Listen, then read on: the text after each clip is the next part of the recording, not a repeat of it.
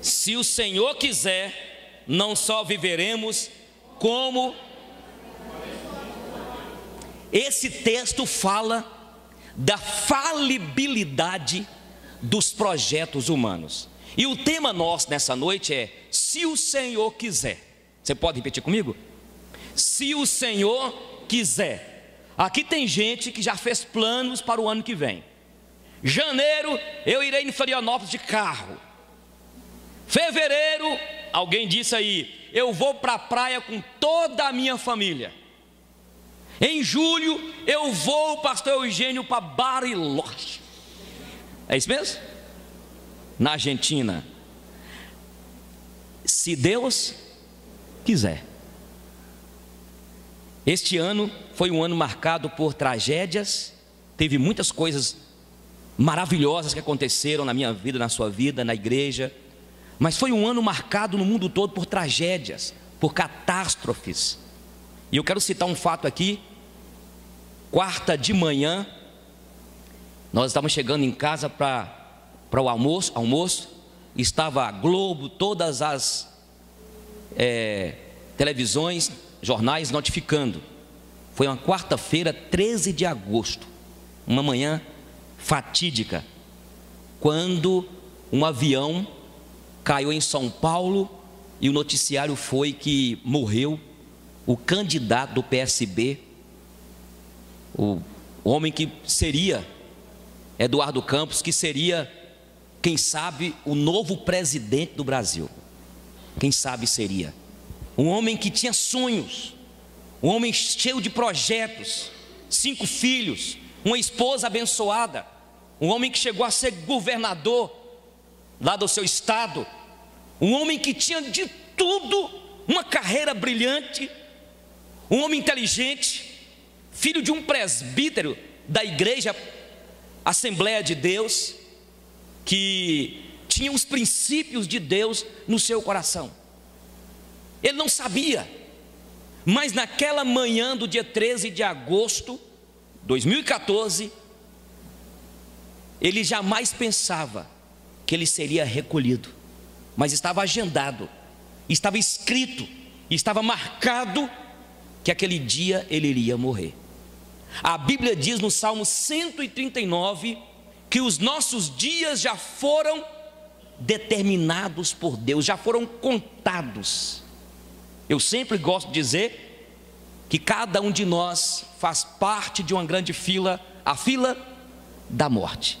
Mas ninguém sabe o número da senha. Mas todos nós um dia iremos morrer. Não sabemos quando, mas os nossos dias já foram contados e determinados por Deus. E aquele homem deixou a sua família e Deus o recolheu. Dia 9 de novembro, eu cheguei, quando eu liguei o computador e abri o Google, lá estava falando de Myles Munroe. O nome dele parece que é assim. Um irmão, presidente do ministério chamado Ministério da Fé nas Bahamas, nos Estados Unidos. E Myles Munroe teve no congresso de Silas Malafaia várias vezes, teve no congresso das igrejas quadrangulares no Brasil. Apesar da teologia dele um pouco meia Kenneth Hagiana, para quem estuda teologia aí, mas um homem que fez uma diferença tremenda naquele estado, naquele lugar onde ele tinha o seu ministério, cresceu demais, foi bênção, produziu frutos tremendos. Mas 9 de novembro, ele com a sua esposa, a Ruth, com a sua filha, o avião caiu, matou ele, a sua esposa, a sua filha e a outras mais pessoas que estavam no avião. E aí o seu ministério está lá para poder uma nova pessoa assumir. Ninguém sabe, é um homem também cheio de planos, vários livros escritos. Eu poderia ficar aqui e você também podia citar esse ano pessoas que você amava, pessoas que você conhecia, que partiu dessa vida. A Bíblia diz em Provérbios 16:1: o coração do homem pode traçar planos, mas a resposta certa vem dos lábios do Senhor. A Bíblia diz em Provérbios 14:12 que há caminhos que para o homem parecem caminhos bons, mas no seu final são caminhos de quê? De morte. A reflexão nossa hoje, porque estamos aproximando deste final do ano de 2014. Você fez planos, eu também fiz um plano, eu e Gisele das meninas, e se Deus quiser, queremos ir em Floripa, de carro, que a graça de Deus esteja sobre nós, e temos de declarar, se Deus quiser, nós iremos e voltaremos. Dia 29, Melissa vem com o namorado dela, e aí, lá para o dia 6, nós iremos, vai eu, Pedro, Fabio, a turma aí, se Deus quiser. O que você vai fazer o ano que vem? Nós temos de colocar Deus, a glória é para Ele, é Ele que é o dono de tudo, é Ele que tem o controle do tempo, é Ele que sabe o que vai suceder amanhã, no nosso futuro, Ele tem o controle de todas as coisas. Eu vi esses dias um rapaz, um casal, casaram, 10 dias depois ele morreu. Ninguém sabe o dia da manhã. Por isso que esse texto aqui vem falando da falibilidade dos projetos humanos. E a primeira coisa que eu quero conversar com vocês dentro deste tema, se Deus quiser, é mostrar para os irmãos que não é errado fazer planos. A Bíblia diz em Jeremias capítulo 29, versículo 11, Deus fala assim: eu mesmo sei, eu bem sei, que pensamentos tenho ao vosso respeito, pensamento de paz, de alegria, e não de tristeza, e não do mal. O pensamento que eu tenho sobre vós, o projeto, lá fala, o projeto que eu tenho para convosco, é um projeto de esperança. Significa que Deus tem projetos. A Bíblia diz, em Gênesis capítulo 1, versículo 26, façamos o homem a nossa imagem e a nossa semelhança. Então estou dizendo aqui que não é errado fazer planos, porque Deus é um Deus que fez planos, e é um Deus de projetos, e Ele que nos fez a sua imagem e semelhança, Ele colocou em nós a capacidade de tomar decisões, de pensar, de fazer escolhas, de criar, de fazer projetos, porque somos seres humanos, somos humanos e inteligentes. E Ele diz, na palavra do Senhor nos fala, nos ensina, que este Deus é um Deus de planos e de projetos, e diz Jó capítulo 42, bem sei que tudo podes, e que nenhum dos teus planos pode ser o quê? Não frustra. Deus é infalível e imutável. Então esse texto aqui vem mostrando que esse Deus tem um controle e podemos fazer os nossos planos, mas em primeiro lugar, podemos fazer planos, mas devemos colocá-los debaixo da vontade de Deus e assinar embaixo: projetei tudo, Senhor, eu e minha esposa, mas se Deus quiser, se for para a sua glória, se for para que a vontade dele se cumpra, se Deus quiser. Você visitante, eu gostaria que você saísse aqui nessa noite dizendo: se Deus quiser, o ano que vem nós iremos comprar nossa casa. Se Deus quiser, o ano que vem eu irei casar. Se Deus quiser, o ano que vem já fiz os planos, já planejamos tudo. Mas se for da vontade dele, nós iremos cumprir. Quando a gente faz planos, e é importante fazê-los, porque aí nós começamos a determinar, a ter as metas, como que eu irei cumprir. Fizemos um projeto para a igreja, para a construção do novo templo. Será que nós vamos conseguir construir esse templo? Será que vamos? Será que eu verei a construção do templo? E pastor, para com isso aí, pastor, o que é isso? Nós não sabemos. Tudo deve estar debaixo da vontade de Deus, porque Ele é o dono do tempo, Ele é o dono das nossas vidas, Ele é o dono de tudo. E nós devemos aprender com o seu Filho Jesus, quando Ele diz o seguinte: olha, seja feita a tua vontade. Fala comigo assim: se Deus quiser. Então, se Deus quiser, irmão, você vai. Se Deus não quiser, você não vai não. Já aconteceu contigo? Planejar para sair para uma festa aqui em Montes Claros, aí quando você vai dar a virada no carro, o carro já aconteceu? Essa semana um irmão me ligou do centro: pastor Eugênio, eu não posso ir aí não, Douglas, não vou poder ir aí para ajudar na porta não, arruma um diácono a mais, porque o carro não quer pegar, já era 6 e tanto. Aí eu liguei para Nozinho, ele tinha ligado também. Nozinho, socorre o Douglas lá. E Douglas sumiu. Nós somos assim, irmãos. A máquina falha, o carro quebra, de repente você vai para o trânsito de Montes Claros está cada vez mais difícil, você sai e apressadamente, de repente você não chega. Por quê? Porque na verdade nós não temos o controle sobre as nossas vidas. Se Deus quiser. A primeira lição que nós iremos aprender aqui então, eu quero ensinar para os irmãos, dentro desse texto aqui, é que não é errado fazer planos, mas quando fizermos, façamos nossos planos, colocando na presença de Deus e dizendo: Deus, se o Senhor quiser, nós iremos para a cidade tal, e lá negociaremos, e lá teremos lucros, e lá iremos curtir, lá iremos ver nossas famílias, se o Senhor quiser. E isso agrada o coração de Deus, porque é dependência dEle. E eu sempre ensino isso aqui. Nas quartas-feiras estamos tendo oração. Já pedi a irmã Isabel, a turma da oração aqui, para orar por mim, para esta viagem. Eu quero dizer, irmã Isabel, sobre aquele sonho que a senhora teve. Irmã Isabel teve um sonho. Ela sonhou que chegou na minha casa, a Melissa tinha 8 anos de idade mais ou menos, e aquele tanto de sandálias e sapatos, e irmã Isabel descalço.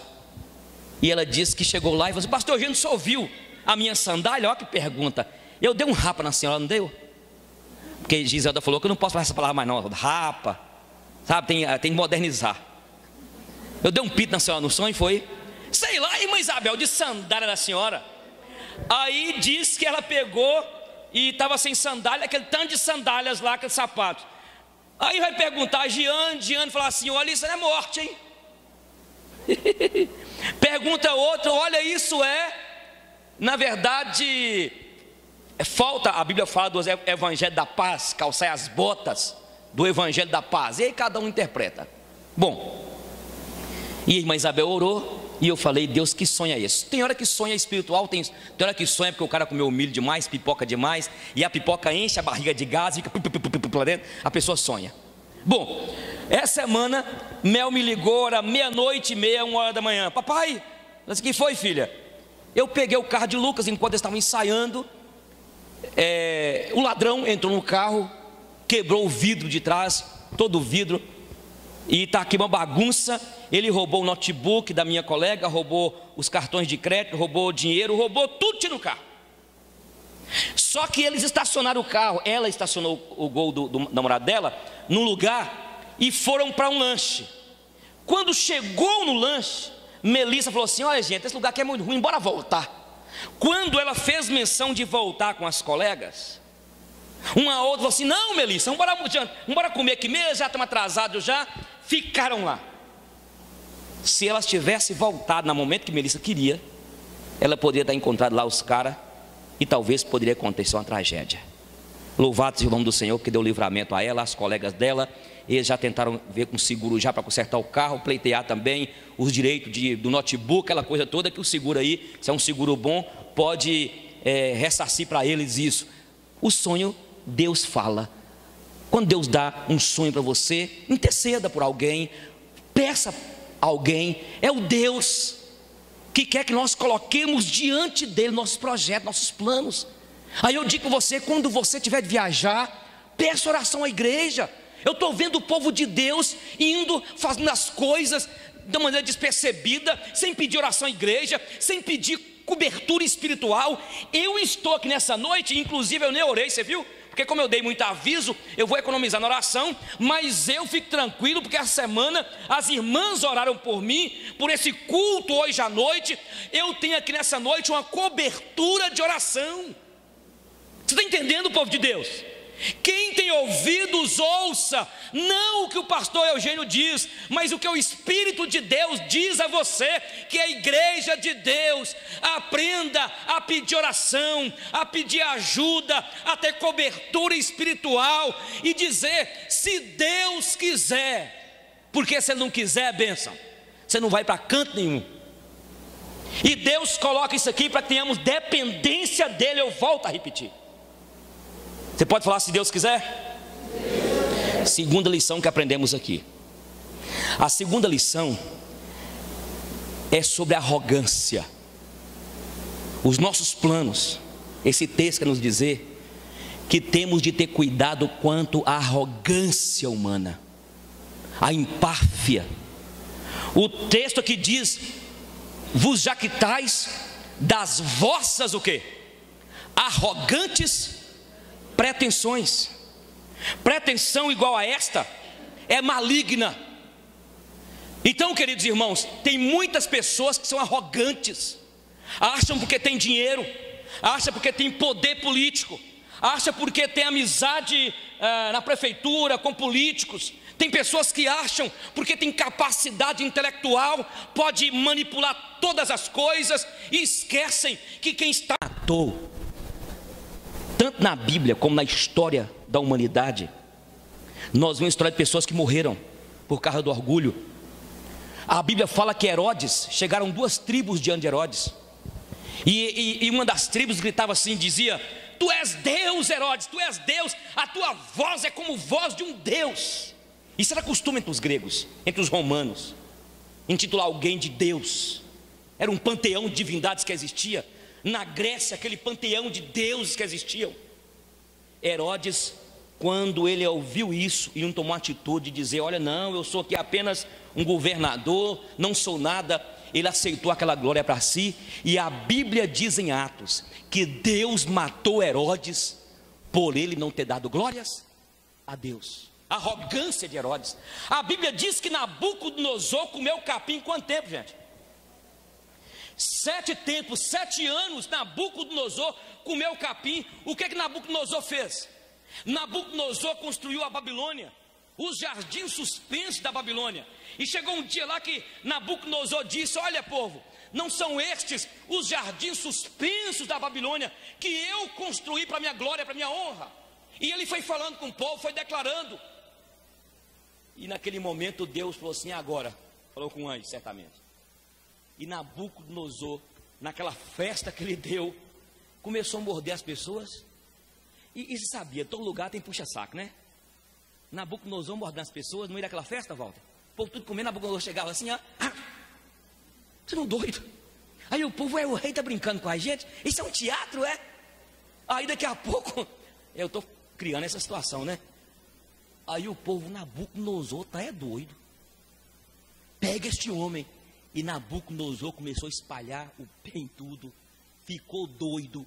Diz que eles amarraram Nabucodonosor com as cadeias, com as correntes, e pegaram Nabucodonosor e colocou lá no campo, e ele comeu capim 7 anos, até que um dia ele olhando para os céus, ele diz, ó Deus, magnificente, exaltado, exalçado seja o teu nome.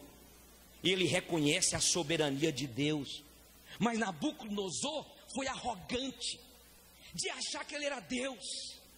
Então a segunda lição que aprendemos aqui, se Deus quiser, temos de ter cuidado com a arrogância.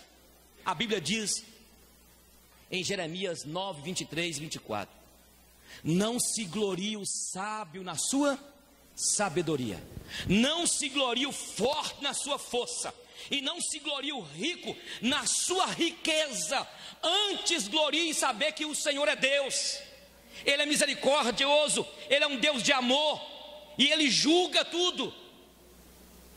Quem é você, irmão, para ficar aí tirando onda, achando que você pode humilhar as pessoas? Você tem sua empresa e você pisa nos seus funcionários. Você gerencia as pessoas e acha que você vai conseguir gerenciar as pessoas manipulando-as. Você não é nada, é pó. De repente, aquela pessoa que você está tanto perseguindo vai ser a pessoa que Deus vai permitir ficar no teu lugar. Fala comigo, se Deus quiser. Então, esse texto chama a nossa atenção para que tenhamos cuidado quanto à arrogância. Ser arrogante. Temos de ter o coração de Davi.